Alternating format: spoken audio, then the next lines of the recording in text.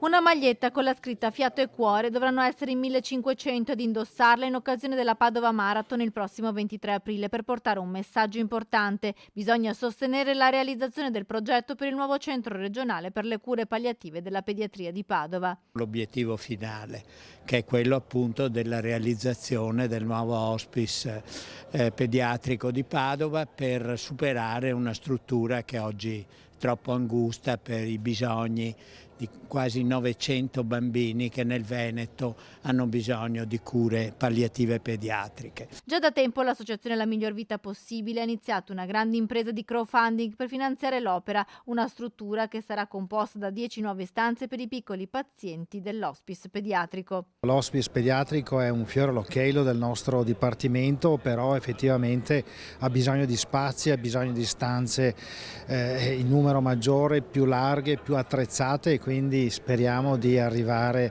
a costruire questo nuovo importante reparto della nostra pediatria. Il prossimo 23 aprile la solidarietà vuole dare un nuovo slancio a questa raccolta fondi, mettendo insieme migliaia di runner che partecipano alle stracittadine o alle 2 sfide competitive della maratona. L'idea è quella di utilizzare al 100% le potenzialità della Padova Marathon, provando a coinvolgere un gruppo di 1500 persone che corrano a sostegno del progetto del nuovo hospice pediatrico.